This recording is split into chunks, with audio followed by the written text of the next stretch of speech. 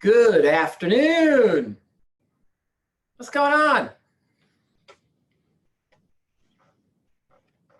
That was an oldie but a goodie. That was like from the early 80s treasure chest. Golden Earrings, Twilight Zone. Who remembers that one? Yes, all of us that are old remember that one. Woo-hoo! All right. So, did you have a good day? Another Tuesday, almost over. Excellent, excellent, excellent. So we got a couple of things to run through today, a couple of announcements. But before we do, and as people are still climbing on board because we're a little light, I think what we'll do is we'll just kick off with one of my favorite segments. I don't know if you've noticed exactly which of these segments I like the most. It is the one that you see the most of, so let's check it out. Jen Chapman in Danville, California. I was driving through the town next to mine and I saw this sign for their tree of lights. Well,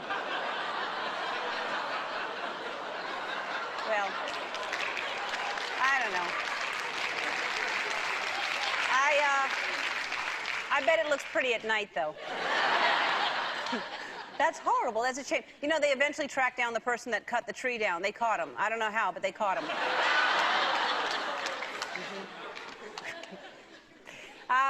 This is Amber Pauls in Calgary, Alberta. I was walking by a cafe in Portugal and saw this lady making the most of a sunny afternoon.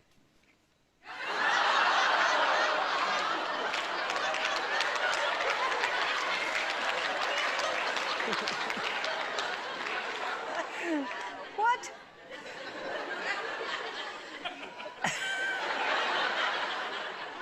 I think she ordered her dressing on the side. That's what she did. Richard Bryce from Woodhaven, Michigan. I know you like photos of strange-looking trees, so when I saw this, I had to snap a picture. Do you see what I see?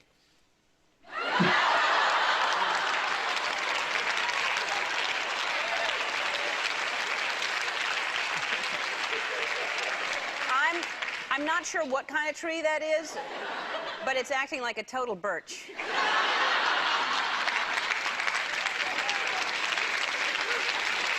You're not chopping me down! Velda Anderson in Chehalis, Washington. This woman was ahead of me in line at the grocery store. Let's zoom in.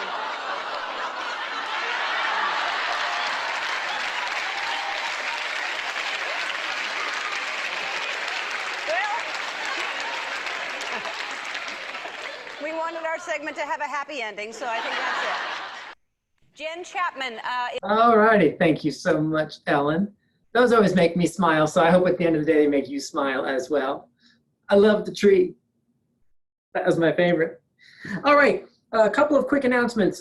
For tomorrow, we do have our second ALC panel. Tomorrow's topic is creating urgency with buyers and sellers. So that's at 1 o'clock tomorrow. Do not miss that. Our last one on technology was excellent. So do tune in. And then tomorrow night, we do have our investor seminar at 7. So do tune in for that. And if you haven't gotten those materials out to your database, it is not too late, because what are they doing tomorrow at 7 anyway? So they might as well come and zoom in and learn how to make money by investing in real estate. Tammy.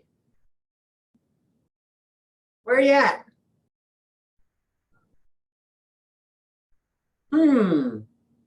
I don't see her. Okay, well, I can't do what she was going to do, so we'll move forward. If you see Tammy pop on in, just do let me know. So I have two things for you, really three things. First, a reminder that it is not the 21st of May yet. And even when it is, we still have to get guidance from the state as to how our industry will be viewed in terms of a rollout. We're working on our version of a reopen for the actual physical spaces, but do remember that we are still under the same restrictions that we have been for the past 8 weeks. There's a couple of folks have asked about bringing other people to showings and relaxing some of that, and we're not there yet, right? We're not there yet. And we're not there yet because I say so. We're not there yet because Governor Lamont says so and Governor Cuomo says so. And so they kind of trump me, you, and your buyers and your sellers. So just remember that nothing has changed until something has changed. And then when something has changed, which is still looking like it's going to be late next week, we don't know exactly what those changes are and how we're going to be affected by those changes, right? Because most of these states are looking at phased rollouts for their openings. So do stay tuned on that. Do stay focused on all the wonderful things that you have been doing, because they have been working for you. So stay focused on that. Don't get too creative yet. We will connect back when that can happen. There was an unemployment webinar earlier this morning. Just a couple of things. That the good news is that from listening to the representative from the Department of Labor on how all of this affects you, I think we did a pretty good job not knowing exactly what we were talking about in guiding everyone forward. And so I was really pleased to listen to that this morning and think, oh, wow, she's actually confirming the things that we just made decisions on a couple of weeks ago anyway. So, woohoo! Couple of things that were slightly different. If those of you are reporting and you're reporting in the PUA, we were looking at 0 hours for the weeks that you're claiming. What the guidance this morning was if you're claiming a week that you worked as an independent contractor, as a self-employed person, you can put in your hours worked. You can put in that you worked 10 hours or 20 hours or 25 hours as long as you earned nothing, because they will see how that is all kind of functioning for a real estate professional. So you don't have to be fearful of putting in your hours. So they recommended that putting in 10 to 20 hours, even if you said 0. Frankly, I'm not really sure it matters, because those of you who've already received money in your account did it a different way, and nobody seemed to care so much. The other things that we heard this morning, a confirmation that when you get your check is when you'll report that in that week, not when the closing happens. So that was a nice confirmation. We did get confirmation this morning. If you remember, I was giving an example yesterday of an agent who had a week with a large commission, and we were wondering how or if that would affect weeks prior or weeks moving forward. Apparently, what we heard this morning is, nope, it only affects the week that you got it. So if you have a $100,000 commission check handed to you next week, apparently you're able to collect unemployment for the weeks before and the weeks after, just not that week. So it only invalidates that week. Kind of crazy in terms of the rules, but that's what we were told. Do remember that all benefits that you receive are taxable. So you'll have to keep track of that and report that for next year as income. Make sure that you keep up your weekly filings. That's on Sundays before 11 p.m. Make sure that you get that taken care of. And there was one more thing that I was asked to comment on. Oh, yes. And so one of the things they said this morning is that the retroactivity date of the PUA is actually early February. And if you remember, we've been advising you to use March 18th as the date of the start of all this, because that was the date the office was closed. So I think I've said this once before, more as a guess, and now I have some backup on it. You can certainly decide to make it retroactive back into February. You will just have to defend how this scenario created a loss for you earlier than when everything started to shut down. And I personally think that you will have a really difficult time doing that. So I do not recommend that you apply earlier than March the 18th. Again, the federal benefits are available retroactively back into February, because February was when things started to happen in the state of Washington, if you remember. That's why that date is that date. It's when things started to happen in the US. It didn't necessarily start to happen to us. And the other thing that we learned, as I said, I think yesterday, was at some point, your account will be audited to make sure that you were not given too much money. And if it's determined that you were overpaid, they will ask you to repay it, right? And so I would just be cautious about going back further than the March 18th date, unless you have a really clear reason why this. Remember, these are not benefits just because you weren't making money. They're benefits for people who are not making money due to the current health environment, right? And so that it has to be related, and you'll have to defend that if you go back too far. So those are the couple of things I wanted to just bring you up to speed on from that webinar. If I missed any, throw them in the chat box or unmute yourself, and I'll be happy to let you throw something out. In the meantime, did we get Tammy? Are we seeing Tammy? No Tammy. Okay.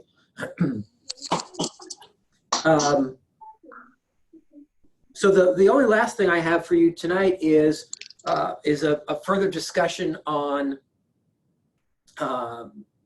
money, and that's two things. If you remember, a couple of weeks ago, probably 7 or 8 weeks ago at this point, we threw out a challenge as all this was happening to each of you to find $1,000 a month between personal and business that you could cut. That was almost 2 months ago, and I'm curious to know if, in fact, we did that, and if we did, how you did it. And so what I'd like to do is reissue the challenge. For those of you who already did it, let's just jot down what you cut and how you cut it.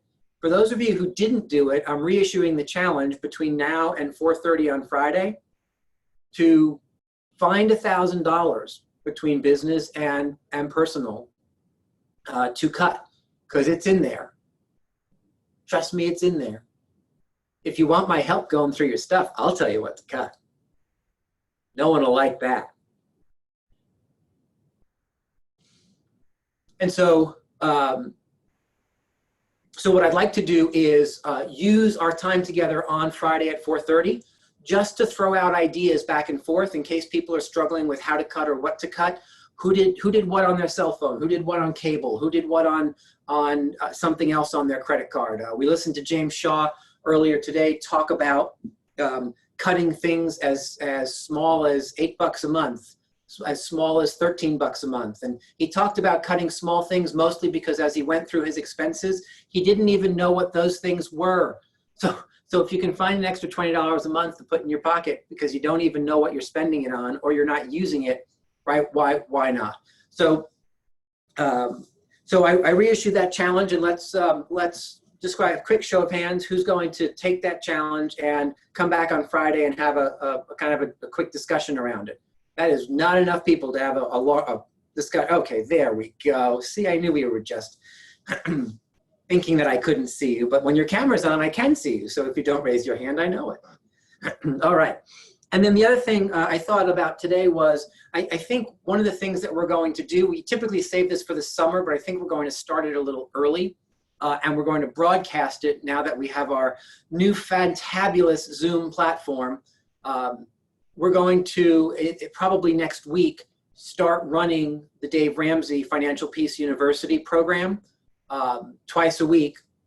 For those of you who have never been through it, we encourage you to run through that. For those of you who have been through it before, we encourage you to go through it again. I think this will be, when I plug in, it'll be my 12th or 13th time through the program. And I will tell you that every single time that I go through that, mostly I go through it over and over again so that I can be there to help have a conversation before and after the Dave speaks with each of you. But it's really been a blessing because every time I go through it, I learn something else and take one more step and redo something financially that has a really positive impact. So we're going to look to that. You'll see a schedule come out in the next 24 to 48 hours on what that will look like. And it's a 9-session program. So you'll have 4.5 weeks of that starting next week. So we can kind of bridge transitioning back into some kind of a reopen with Dave, but it's a perfect opportunity to listen to Dave and dive into finances a little bit more since we're talking about Money Week. Okay, a couple of quick questions that came up in here. Let's see. Okay, are people still waiting to receive their step 2 email from CTGOL? Okay, and so Jeff, step 2 is, you can't go to step 2 until you receive an actual snail mail document in the mail, U.S. Postal Service mail. When you receive that, that's when your button will allow you to go in and accept the secondary application. And if anybody's struggling with any of that, just text me. I'm happy to jump on a Zoom with you. I'll point you in the right direction. I've done it a whole bunch of times today.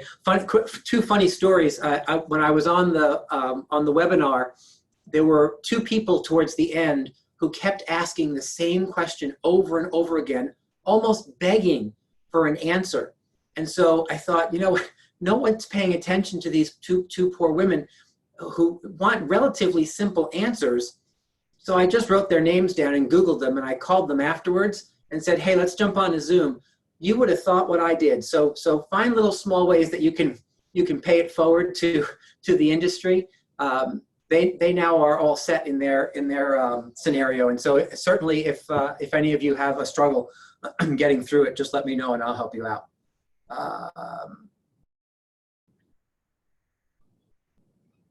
Oh, who volunteered their finances to tell me what to cut? All righty, I love that.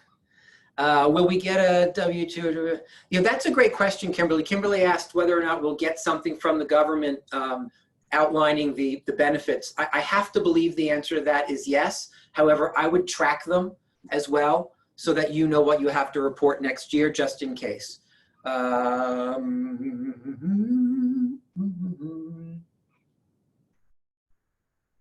Yeah, and so if you're struggling having your Social Security number recognized on the step 2 red button, you've got to email DOL. One of the things that they said this morning was there are some of you. I know Dee and I worked over the weekend to try and get something done, and Dee has a hyphenated last name that she doesn't use very often, but it is her actual name, and so there was some mismatches with her hyphenation. So that there may be some. I also heard this morning that there are about, of the 501,000 applications they have received in the last 60 days, which by the way is 3 years worth of applications that they've received in the last 60 days. Almost 10% of them, almost 50%, almost 50,000 of them have come through with the wrong Social Security number attached to that person. So you know, and there's lots of different reasons why there may be a struggle. Mostly it's because you've got 501,000 applications being jammed into a portal that was not designed for any of that. So be patient. Do utilize the email address that you're given to say, hey, please help me. We're having a struggle. It'll probably take a week for them to get back to you. Don't expect it to be overnight. That will not happen. But you will get that assistance. And again, if I can help you troubleshoot, I'm happy to do that. We may just get to a point where it's beyond what I can help you with. Can we invite others to Dave Ramsey? The answer is absolutely. Anything that I'm in charge of or I'm speaking about, guys, you can invite whomever you want, whether it's your friends, your family, other agents. It doesn't matter to me who jumps on this stuff. Learning is for everybody. So yeah, absolutely.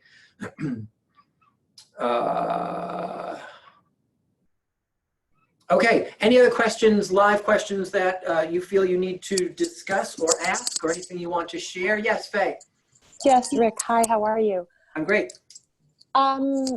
You made mention, because that was my question, you made mention of someone who received a commission check. I ended up receiving 2 in the same week.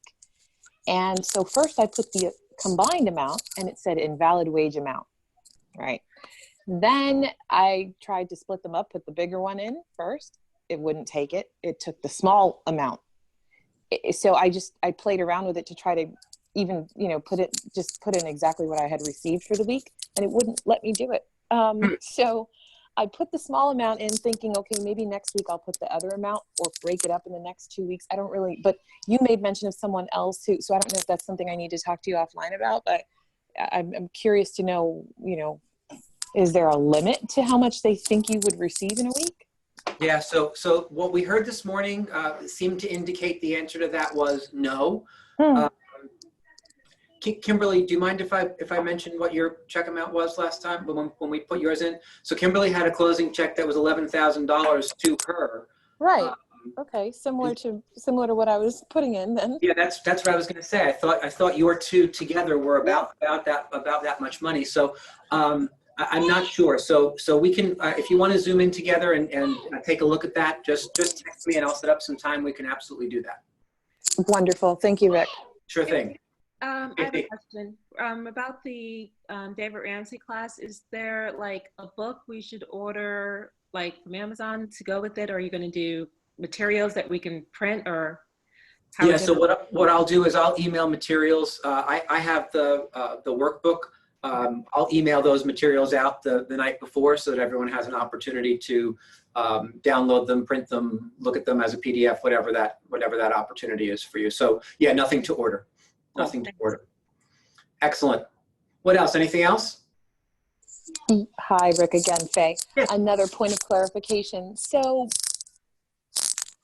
what the webinar was today and versus like I want to say maybe I don't know 4 weeks ago or so when you took us through the exact steps for just regular unemployment, for which our category of people are typically not eligible. I went through that process, but I've not been able to be on any of the Zooms since then. Is whatever was discussed this morning, is that the same thing as we having gone through that whole unemployment system? Because again, I went through it. I received the email. You're talking about snail mail. I received an email saying that my claim was approved and that I need to go in every week and file, which I've done, I think, for the last 2 weeks, but then still have received nothing. So I'm just confused as to. Got it. So that answers that question, Faye. So the reason you're not able to put in information into the weekly is because you're not in the PUA yet.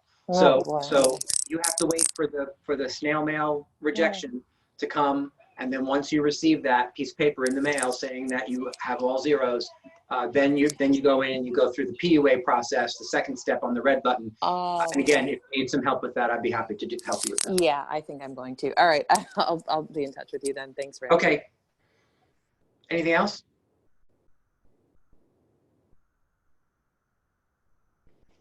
Give Tammy one more shot here. Did she pop in? She did not. Okay. So guys, that's all I have for you today. Look at that, 4:53, and we are out of here. Do remember tomorrow, 9 o'clock, 1 o'clock, and 7 o'clock. You do have a bunch of hot ticket items to plug into. So have a lovely evening, and we'll see you tomorrow, bright and early. Good night.